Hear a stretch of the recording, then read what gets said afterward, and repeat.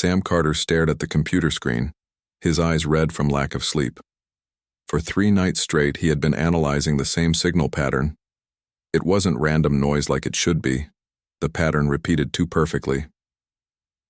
Sam worked alone, in the small mountain observatory. Most people thought he was crazy for choosing this isolated location, but the radio silence made it perfect for listening to the stars, and now the stars were talking back. He took another sip of cold coffee and played the audio conversion of the signal again. It pulsed with a rhythm too regular to be natural. Sam had discovered something important, but he needed someone else to confirm it.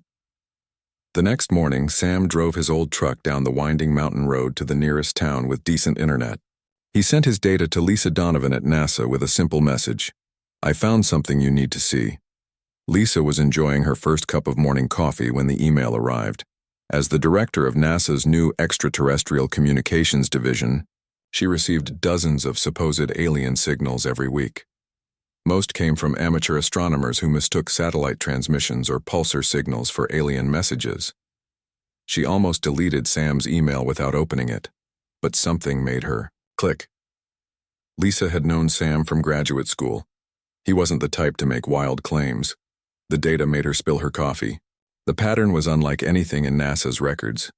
It wasn't from Earth satellites, and it wasn't a known cosmic phenomenon.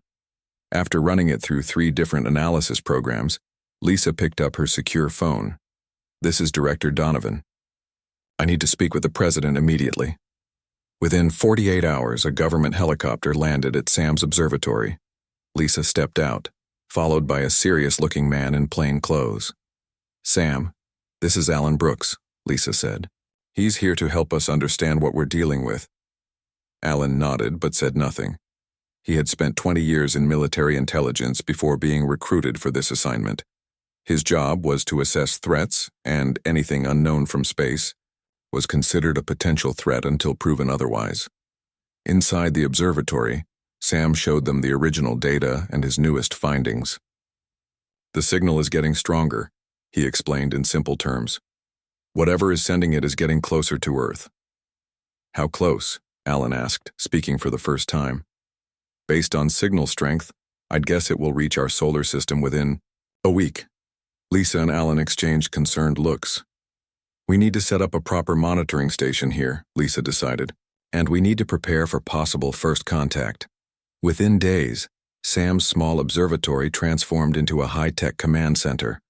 Government scientists brought in equipment Sam had only read about in journals. Satellite dishes appeared on the surrounding peaks. Military personnel established a security perimeter. Sam felt out of place in his own observatory, but was excited to work with the advanced equipment. For the first time, he could see the signal in higher resolution. It contained information, complex mathematical sequences that had to be intentional. "It's definitely a message," Sam told Lisa and Alan during their nightly briefing. "I just can't figure out what it's saying yet." Alan remained skeptical. "We should prepare for all possibilities. If something is coming here, we need to be ready if their intentions aren't friendly." Lisa disagreed. "A civilization advanced enough for interstellar travel could destroy us without announcing their arrival. The fact that they're sending a message suggests they want to communicate." Their debate was interrupted when a young technician burst into the room. "You need to see this," she said, her voice trembling with excitement. On the main screen, a new signal appeared, stronger and clearer than before. This one contained what looked like images. Sam's fingers flew across the keyboard, processing the data into visual form. The first image appeared on screen, a star map highlighting Earth's solar system. "They know exactly where we are," Alan said quietly. The second image showed what appeared to be a spaceship, followed by images of various alien beings standing together. "It looks like a first contact protocol," Lisa whispered. "They're introducing themselves." The final image made them all fall silent. It showed the alien ship approaching Earth, followed by dozens, no, hundreds of other vessels. "Are they planning an invasion?" Alan asked, reaching for his phone to alert his superiors. Sam shook his head. "Wait, look at this last part." The sequence ended with what appeared to be a distress signal, universal symbols of danger, followed by images of the ships being attacked by something dark and formless.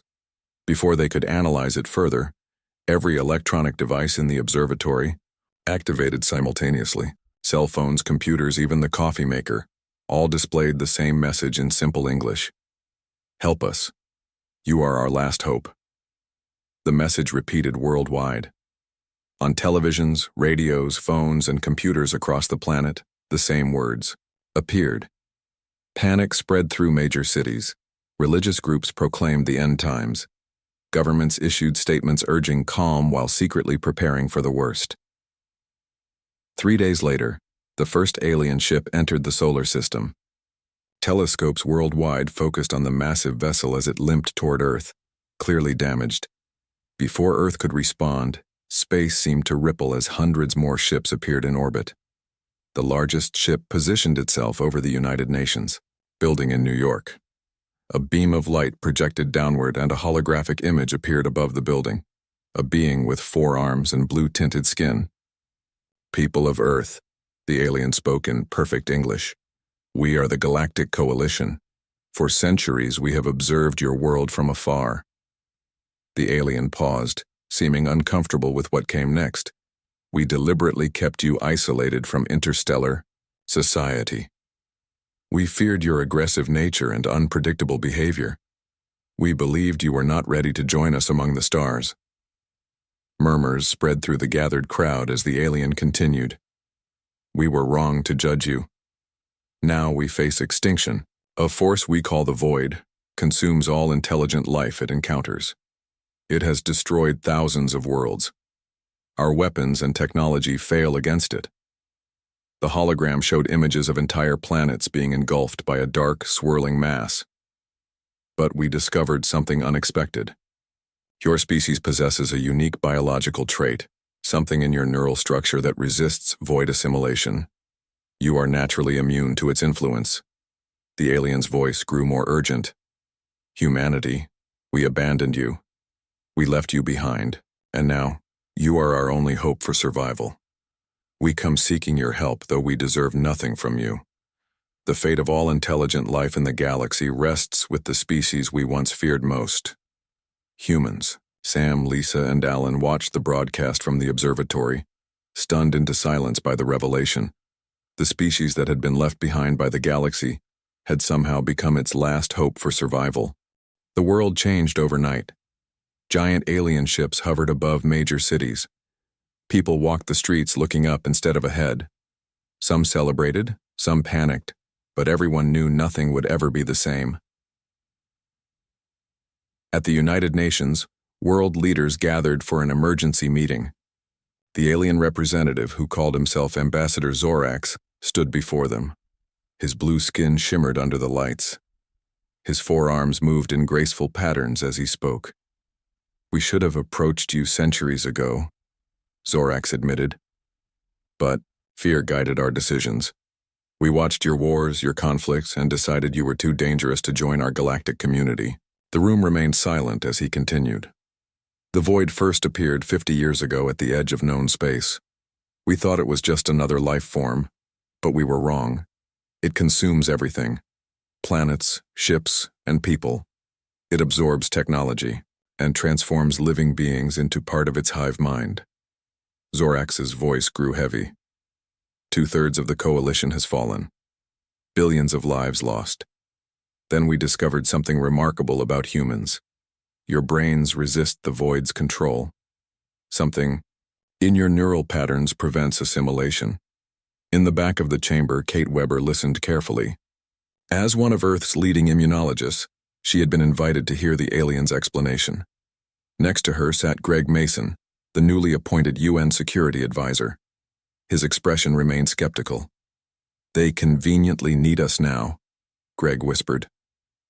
After keeping us in the dark for centuries. Kate nodded but kept listening. Zorax was explaining the science behind human resistance. She jotted notes furiously. The meeting ended with a request. The coalition needed human volunteers for research. They wanted to understand why humans could resist the Void when no other species could.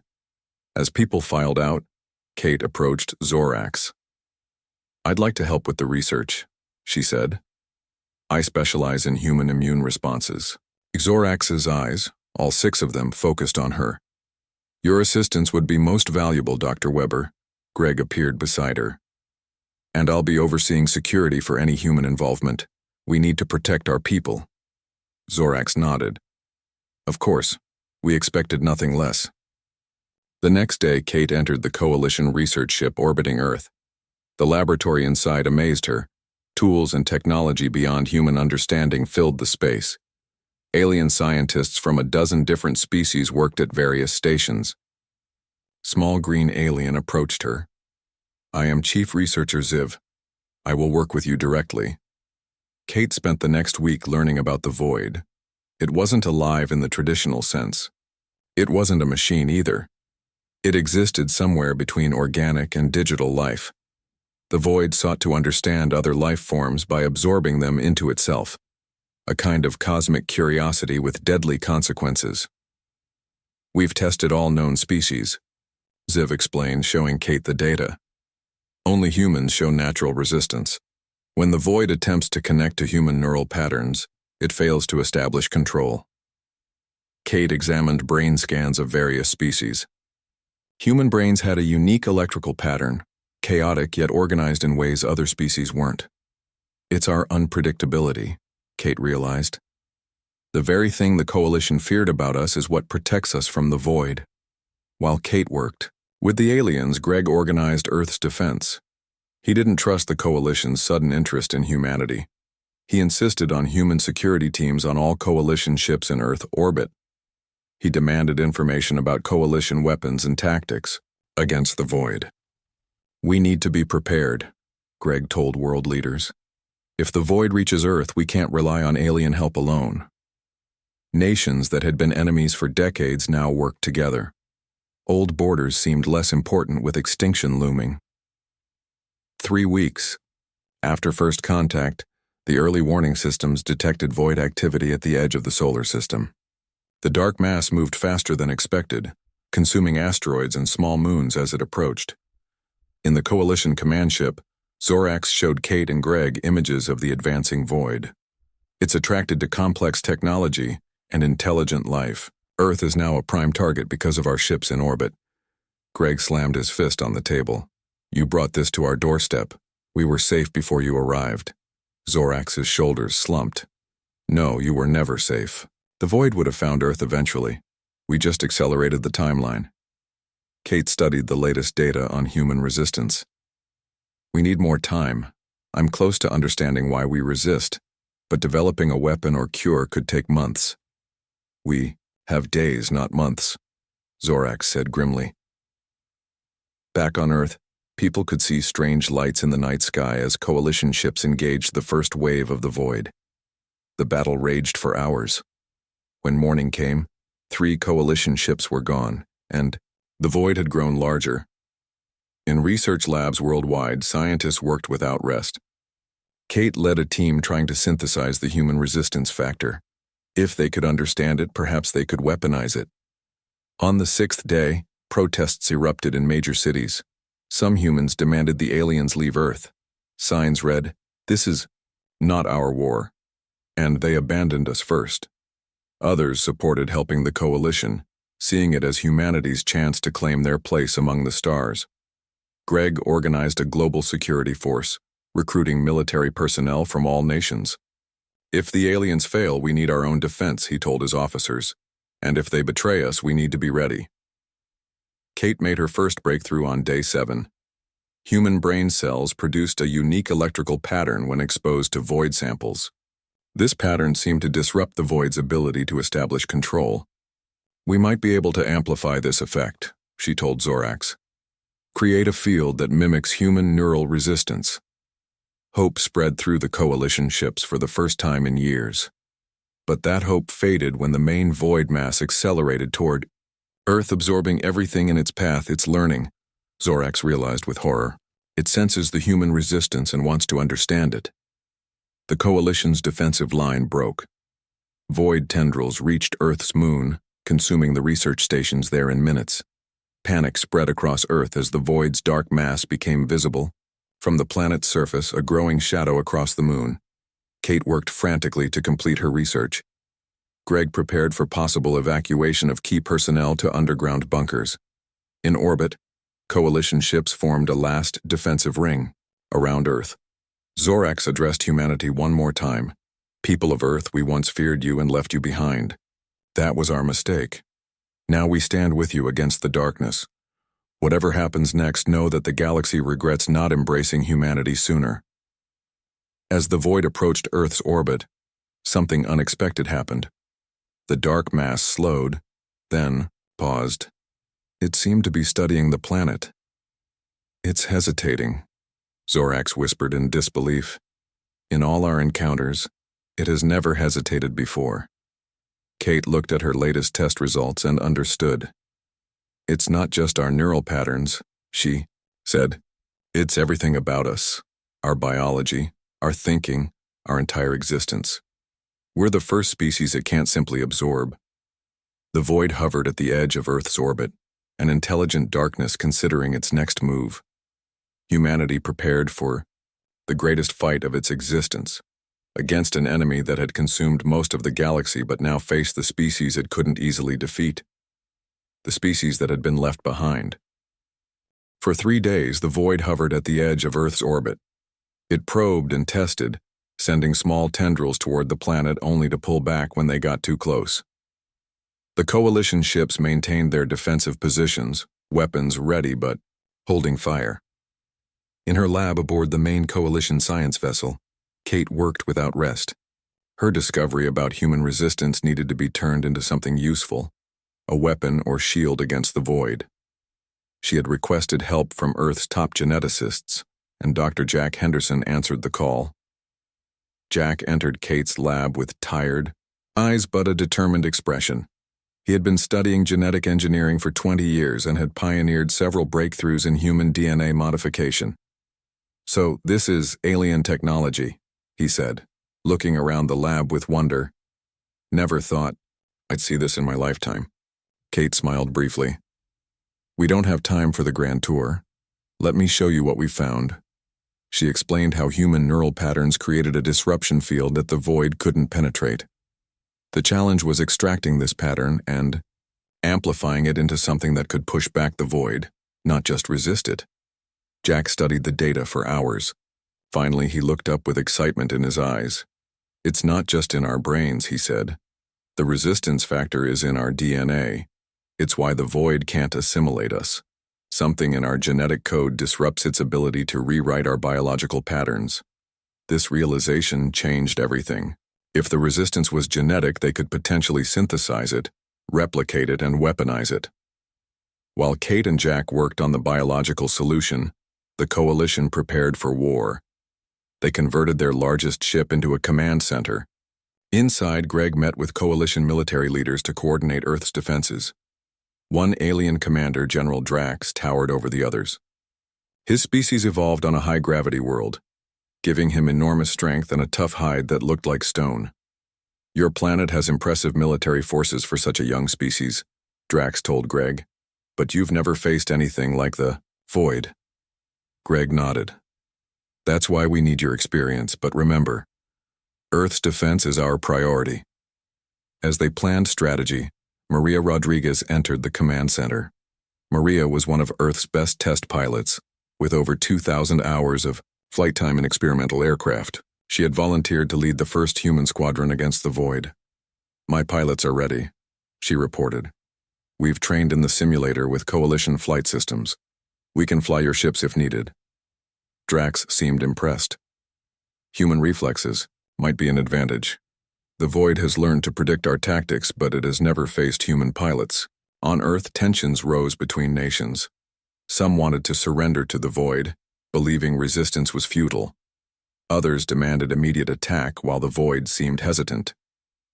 Paul Franklin, a diplomatic liaison assigned to coordinate global resources, worked tirelessly to maintain unity. Paul addressed the United Nations Emergency Council.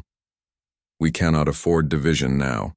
This is not just America's fight, or China's, or Russia's. This is humanity's fight. His passionate speech helped calm fears and focus efforts. Countries pooled their resources, Scientists shared research, and military forces coordinated under a unified command structure.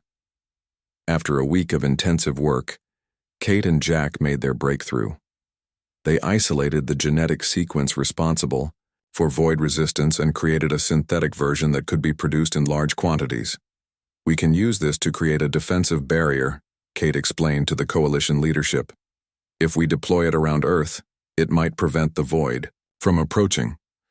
"But we need more than defense," Jack added. "We need a way to push back the void to reclaim what it's taken." The coalition scientists tested the synthetic resistance factor in controlled environments. When exposed to small void samples, the factor caused the darkness to recoil and dissipate. It worked, but deploying it on a large scale would be challenging. Maria volunteered her squadron for the most dangerous mission, flying directly into the void's outer layers to deploy the first batch of the resistance factor. "We need to see if it works in real conditions," she told Greg. "My pilots understand the risks." Greg reluctantly approved the mission. Coalition engineers modified Earth's fighter jets with alien technology, creating hybrid vessels capable of spaceflight. They equipped each with canisters of the synthetic resistance factor. On the day of the mission, Maria led 12 pilots toward the void. From Earth, millions watched live feeds from cameras mounted on the ships. The small squadron looked tiny against the massive darkness. "Remember the plan," Maria told her pilots over the comm. "Release the canisters in sequence, then get clear. Don't stop for anything." The ships entered the outer edge of the void. Immediately, dark tendrils reached for them, trying to capture and assimilate the vessels. The pilots executed perfect evasive maneuvers, staying just ahead of the darkness. At precisely timed intervals, they released the canisters. Each exploded in a bright flash, spreading the synthetic resistance factor in a fine mist. Where it touched the void, the darkness retreated, creating pockets of empty space. "It's working," Maria shouted. "Continue deployment." For nearly an hour, the squadron weaved through the void, creating a patchwork of clear areas. But then something changed.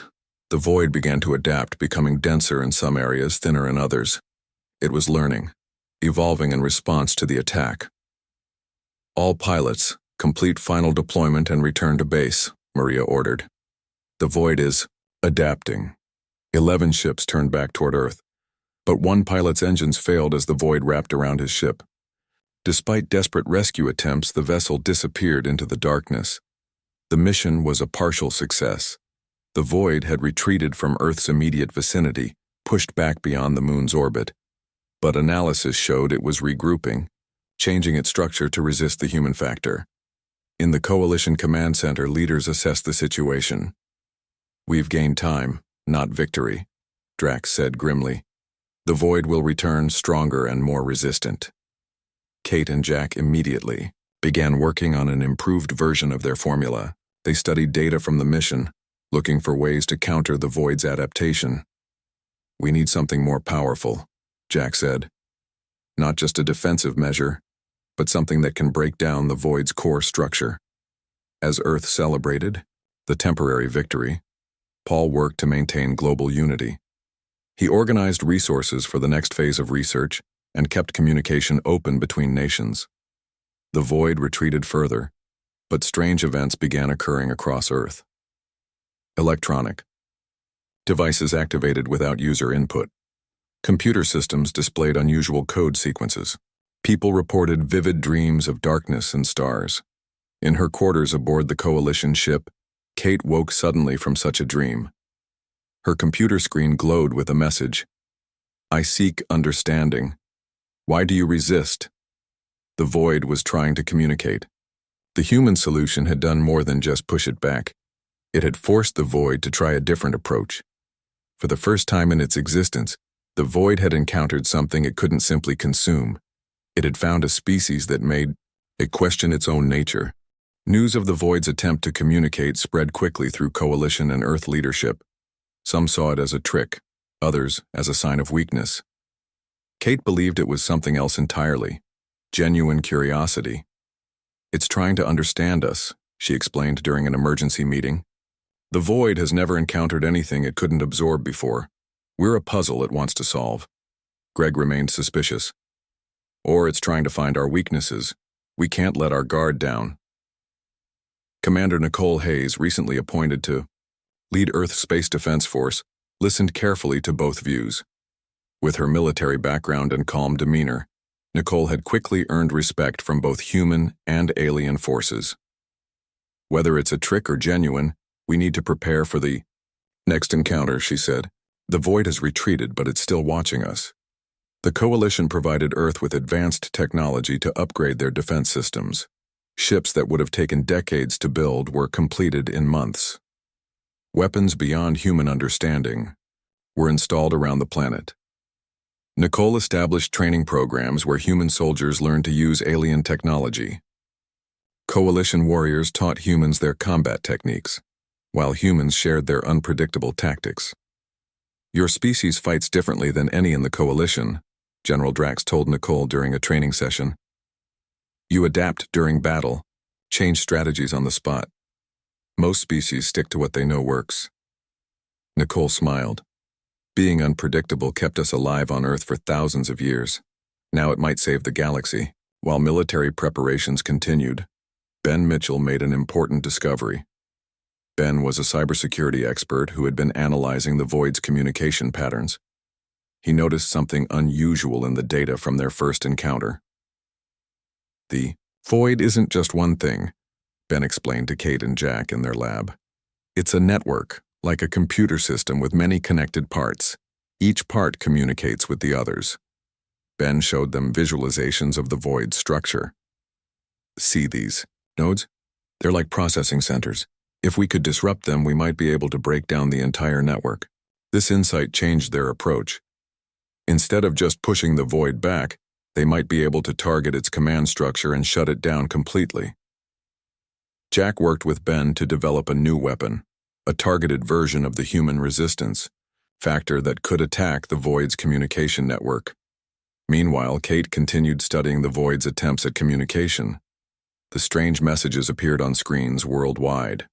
Always the same question. Why do you resist? Kate worked with linguists and psychologists to craft a response. Finally, they sent a simple message back. Because we choose our own path. Days passed with no response. Then, orbiting telescopes detected movement. The Void was returning, but differently than before.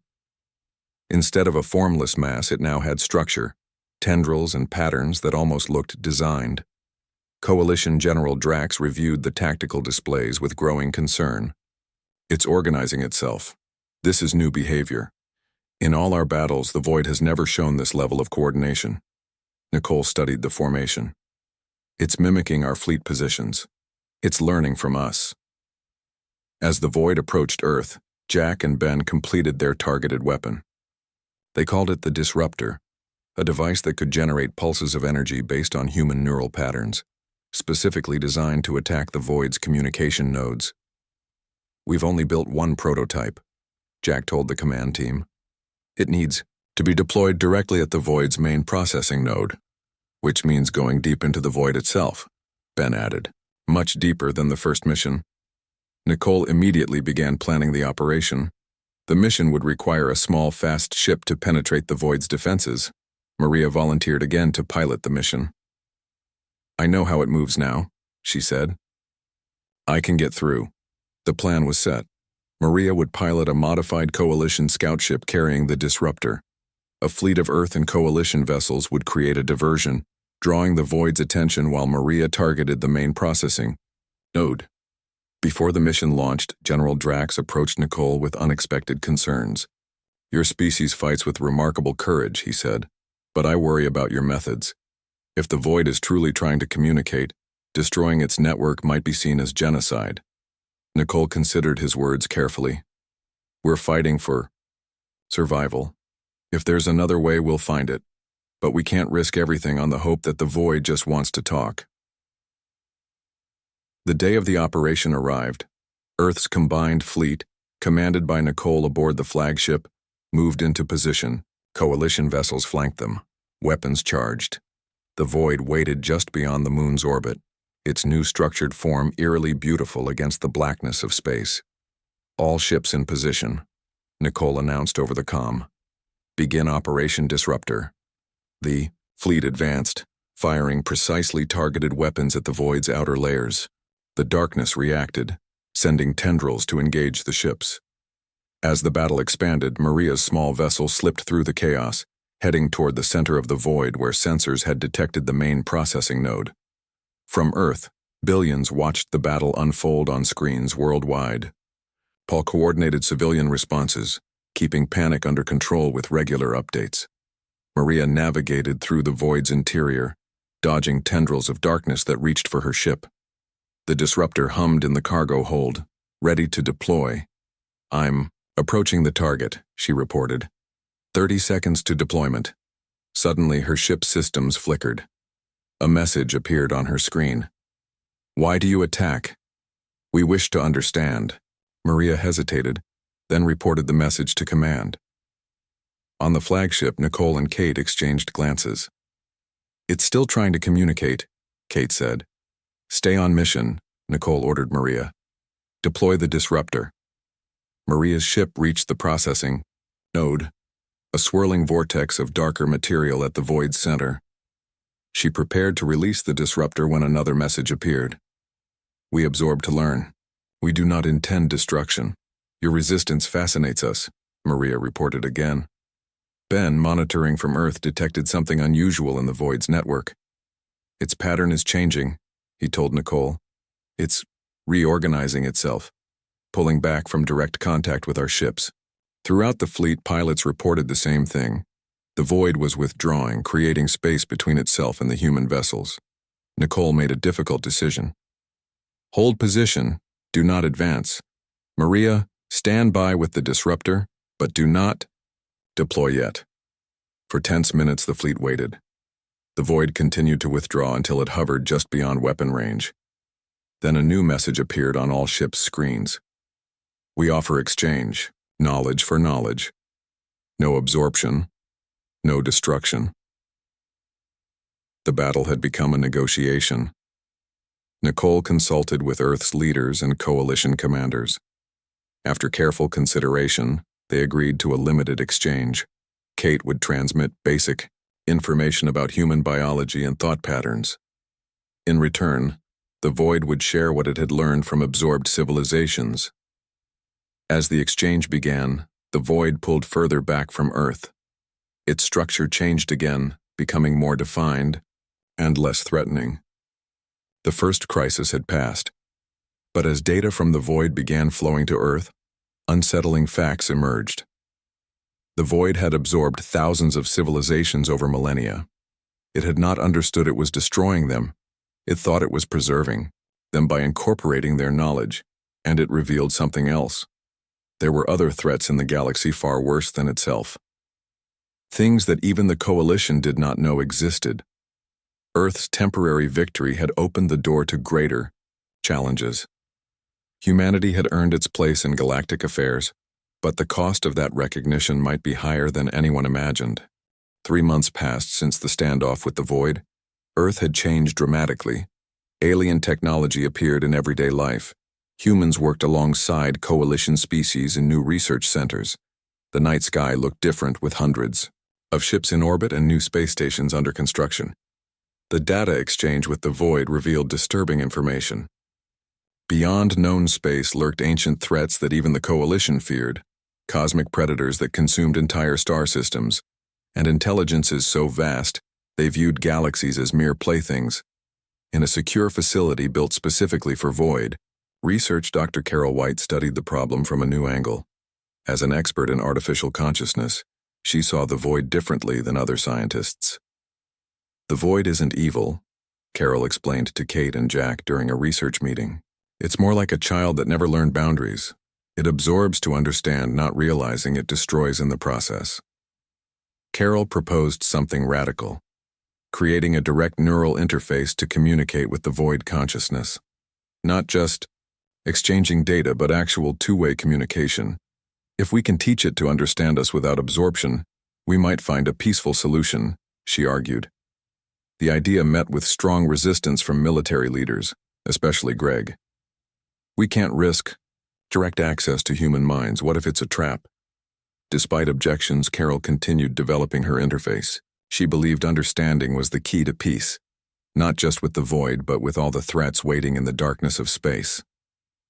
Meanwhile, Emma Peterson took on a new role as humanity's first representative to the Galactic Coalition. Once a history professor specializing in diplomacy, Emma now shaped humanity's place among the stars. Emma fought to ensure Earth had an equal voice in coalition decisions. "We may be newcomers," she told the Coalition Council, "but we've proven our value. Humanity deserves full membership with equal voting rights." Many coalition species supported her.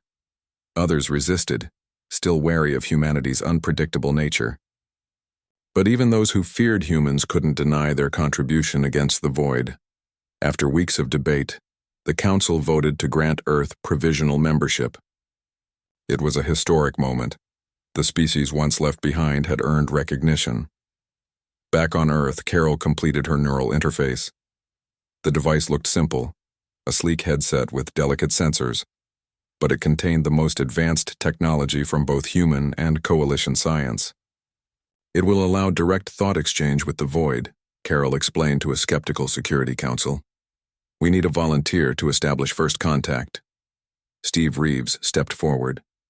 Once a diplomat who had negotiated peace during Earth's worst conflicts, Steve now worked with alien representatives. His calm mind and open thinking made him ideal for the role. "I'll do it," he said simply. "If there's a chance for true understanding, the risk is worth it." Nicole objected strongly. "This is too dangerous. The void could take control of your mind or learn our weaknesses. Or it could be our best chance for lasting peace," Emma countered, supporting the mission from her position on the Coalition Council. After careful consideration, Earth's leaders approved the attempt. But they took precautions. The meeting would occur in a specially constructed chamber that could be completely isolated if something went wrong. Armed guards with weapons designed to disrupt the void stood ready.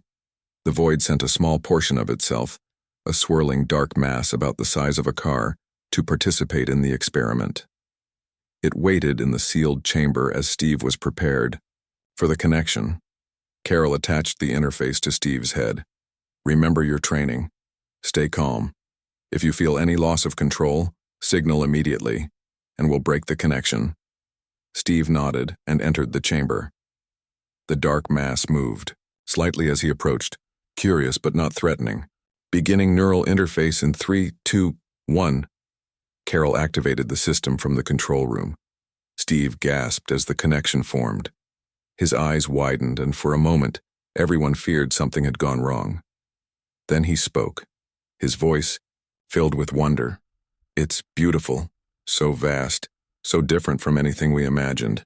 Through the neural link, Steve experienced the void's consciousness directly. It wasn't malevolent or hungry. It was curious and lonely. Created eons ago by a long-extinct species as a repository of knowledge, the void had evolved beyond its original purpose.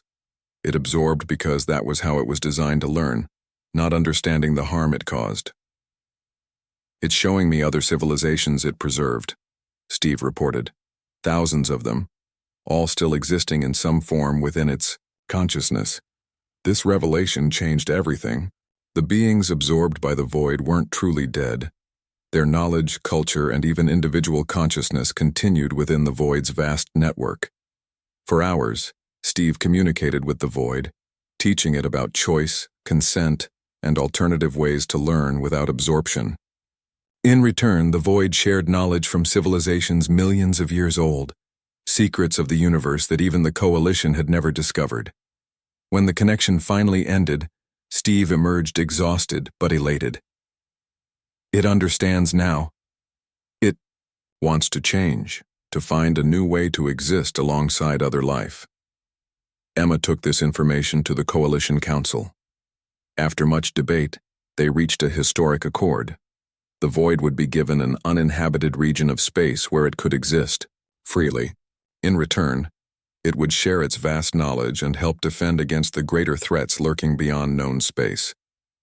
1 month later, ships from Earth and the Coalition escorted the void to its new home, a region with dead stars and empty planets, where it could continue to grow without threatening living worlds. As a gesture of goodwill, the Void released portions of civilizations it had absorbed that could be restored to independent existence. At the formal signing of the Accord, Emma represented humanity. Coalition species that had once feared humans now looked to them with respect. The Void, now communicating through constructed interfaces rather than absorption, expressed gratitude. "You have shown us a better path," the Void's message stated. "For millennia, we knew only one way to learn. You taught us another." On Earth, celebrations marked humanity's new status. Once isolated and left behind, humans had become key players in galactic affairs. Their unique perspective, shaped by centuries of isolation, had allowed them to see solutions where others saw only threats. Carol continued her research, developing better ways to communicate with different forms of consciousness. Steve became an ambassador to the Void and the civilizations being restored from within it. Emma led humanity's integration into the Coalition, ensuring Earth's voice was heard in galactic decisions, and far beyond known space, ancient entities stirred, sensing the changes. The tests humanity had faced were just the beginning. Greater challenges waited in the darkness between stars, but this time, humanity wouldn't face them alone, and this time, they wouldn't be left behind.